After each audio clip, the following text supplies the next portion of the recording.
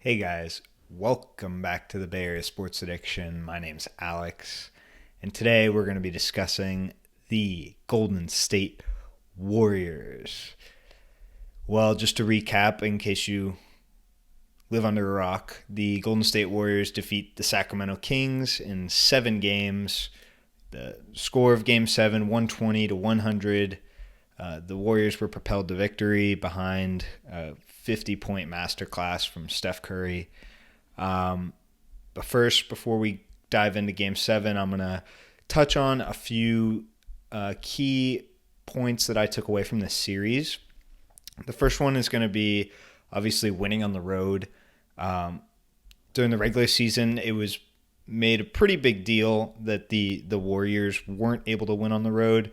They had one of the worst road records in the NBA.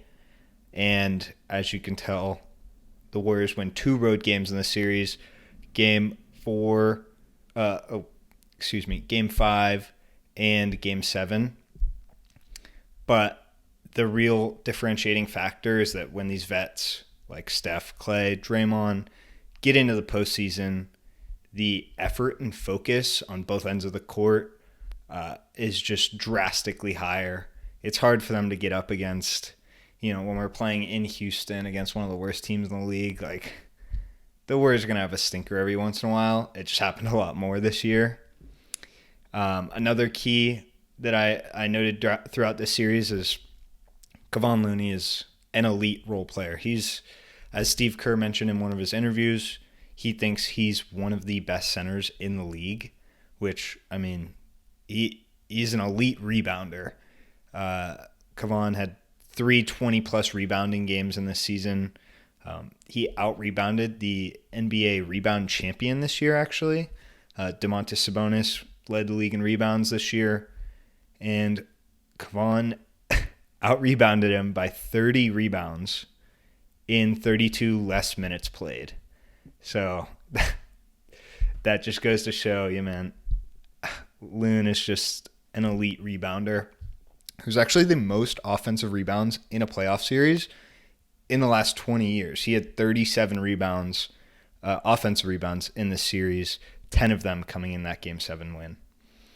Another point that isn't as great for the Warriors, but another point that I wanted to point out during this series, Jordan Poole and Jonathan Kuminga, obviously, it was a nightmare series for them. Kuminga was struggling to find minutes within the Warriors rotation.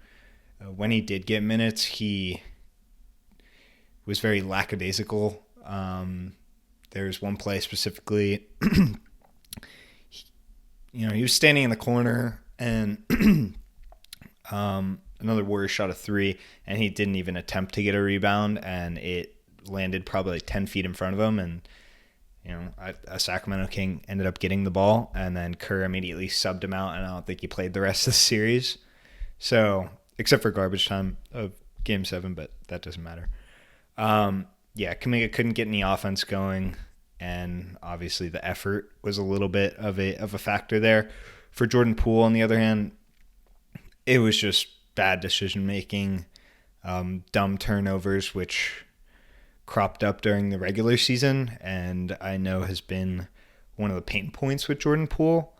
But that was compounding on top of the fact that he couldn't defend anyone on the Kings. We knew that these were things that Jordan Poole was going to struggle with, but it got highlighted by multiple factors in this series. And hopefully he'll be able to bounce back this next series against the Lakers. We're going to get into that later. But let's talk about Game 7 here. Steph Curry drops 50 points, which is the most ever in a Game 7 by anyone in the NBA playoffs. And in past podcasts, I've been talking about how I think that when the Warriors are struggling, we could use a little bit more of just Steph Curry pick and roll. I could live with 40 Steph Curry shots a game, and if we lose, we lose. Steph takes 38 shots in this game, the most in his career. And it was just beautiful to watch. Honestly, I think a lot of us Warriors fans were finally relieved to just see Steph just take over a game. I'm not saying that he gets too passive, but I'd like to see him take more shots than maybe some of our other guys that I don't know are open, but it's Steph Curry. Like, he's the best shooter of all time. I'd rather have him shooting the ball. Other key stats from this game: Warriors had 0 fast break points all game, which is very intriguing. Both these teams, the Kings and the Warriors, play a very fast style of basketball, up and down the court. There's actually 2 total fast break points scored in the whole game, both of them by the Kings, which, I mean, that it lends itself 2 ways here. It means that the Warriors were getting back on defense, and they were also slowing the game down. Even though this was the highest scoring Game 7 in NBA playoff history, it was dominated by Warriors in half-court sets, which usually in the NBA, teams don't want to give their opponents time to set a defense and get their matchups in order. But the Warriors were content with doing this and just picking apart the Kings here, in particular Steph Curry. Kevon Looney, touched on it before, 21 rebounds in Game 7, 10 of them offensive. Hasn't been done in the past 15 years since prime Dwight Howard. Klay Thompson had a stinker. He shot 4 of 19 from the field. He missed 2 free throws. Even Steph was missing free throws. Everyone was missing free throws in this game. But yeah, I mean, Klay ended up playing really good defense and staying locked in, especially off-ball movements. He was locked in on the defensive end, which I'll touch on later, but he's going to need to keep that up in the next series. Overall, this series, I totally underestimated the Kings. I had the Warriors winning in 5 games, maybe 6. The Kings will learn from this experience.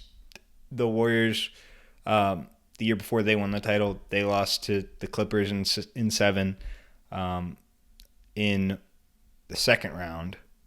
But nonetheless, Fox and Monk will be back. Those guys are studs. Davion Mitchell, he is lockdown defender on Steph. Obviously, you're not going to shut Steph down completely, but he did as good of a job as I've seen in a while. And honestly, if it weren't for his lack of shooting, I think he only shot around 26% from 3. Then Mike Brown may have been able to play him more. He ended up going with Davis, and Steph Curry just cooked him. So, but that's it for this past series. Good on the Kings, and I'm sure we'll see them again in the playoffs. Now, moving on to this Warriors-Lakers series preview. This is going to be an all-timer. I think the TV ratings on this series might be some of the highest for any second-round series ever. I know that the Warriors-Kings series was drawing in very high numbers for the first round, for being a first-round series, but some intriguing matchups to watch in the series. I just have to say, it's Kevon Looney and Anthony Davis. Wiggins versus LeBron, obviously. And then it's going to be the 2-guard matchup, too. Like, Jordan Poole and Klay against Austin Reeves has been amazing for them. Those are 3 key matchups that I think are going to, it'll make it a short or a long series, and it could sway it in either team's favor. Going back to the Looney and AD matchup, I think Looney's going to have to out-effort AD. Anthony Davis in some games throughout their first series looked like the best defensive player in the NBA. He looked like his old self. And then in other games, he was just lost and just didn't really look like he was giving a ton of effort. Looney gives that effort every single game, so I think he'll be able to out effort AD in that effect. He is going to have to stay out of foul trouble.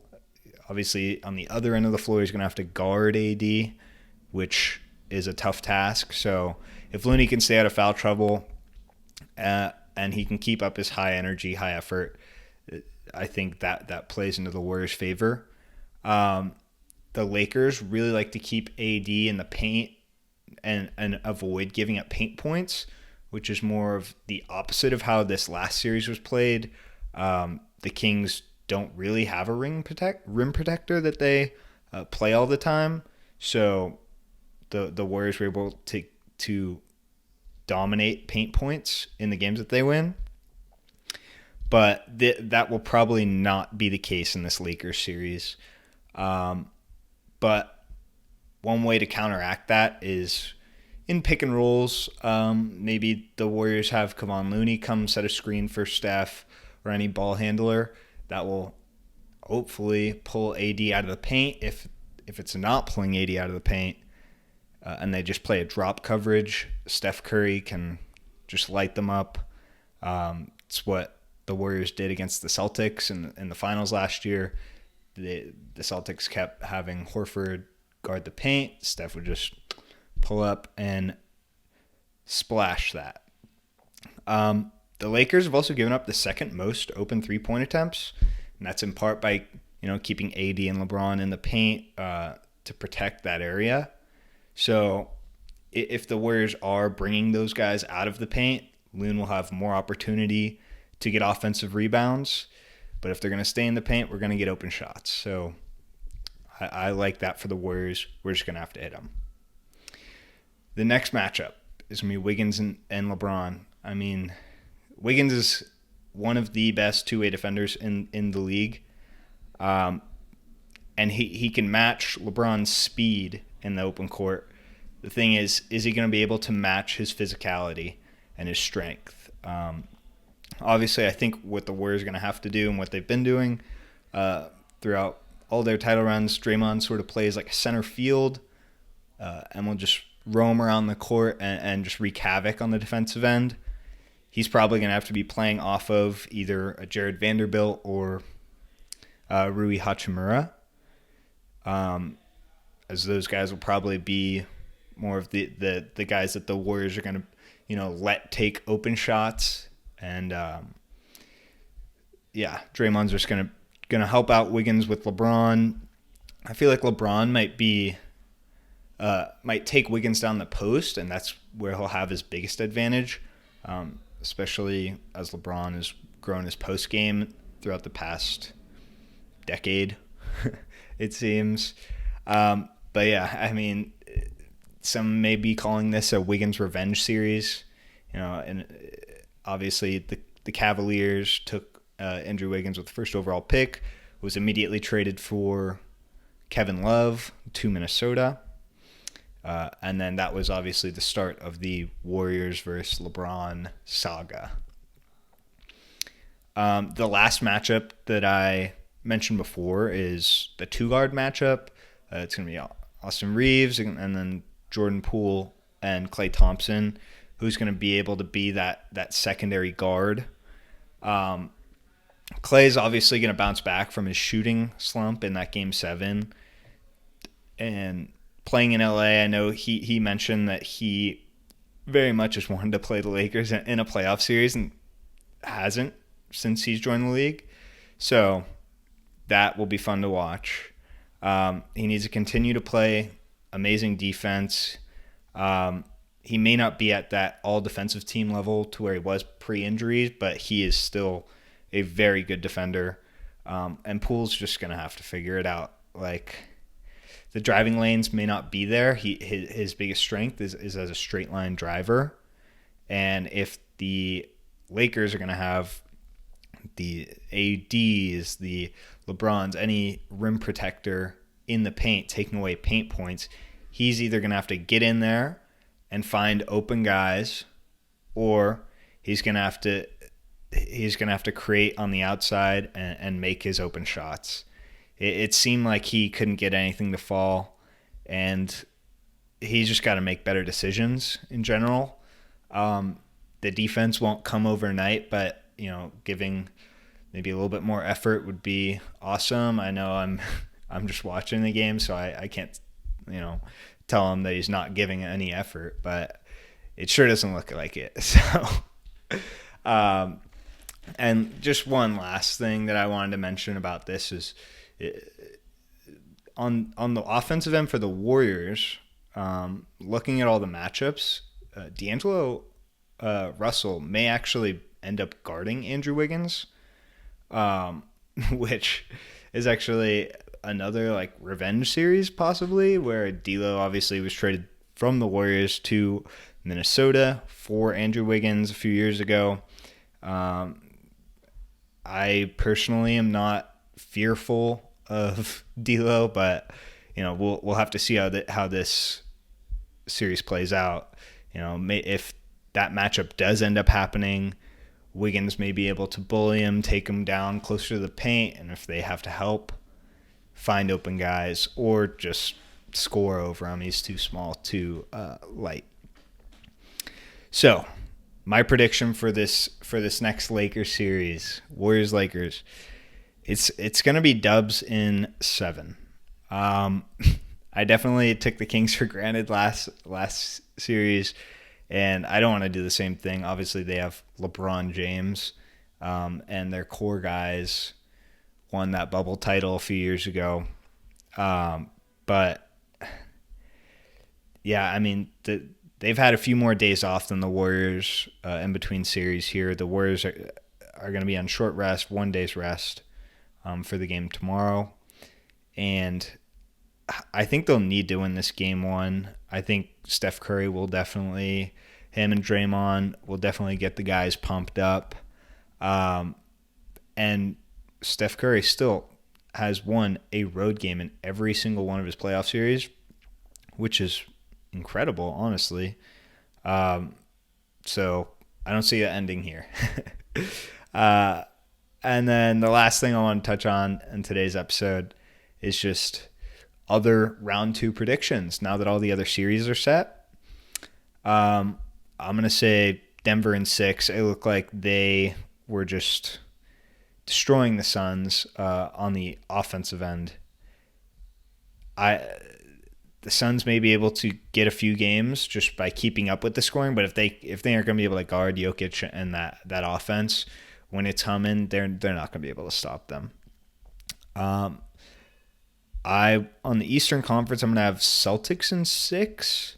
As I'm recording this, they actually just lost to a Joel Embiid-less 76ers team, but at home. So I don't. Maybe that prediction is just going to be out the window, but I'm going to stick with it. I think the Celtics were able to make it to the finals last year, obviously. And then in the last series, in the Heat New York Knicks series, I'm going to go Heat in 7.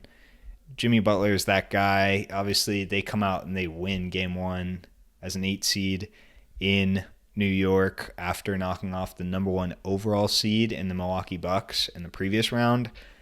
Jimmy Butler's just got some sort of dog in him that will not let that team lose. So I'm going to ride with the Heat in that series. Thanks for watching, guys. I really appreciate all of the support. If you aren't able to watch this on YouTube, you can find us anywhere you get your podcasts, Spotify, Apple Podcasts. And yeah, all right. Thanks for joining us.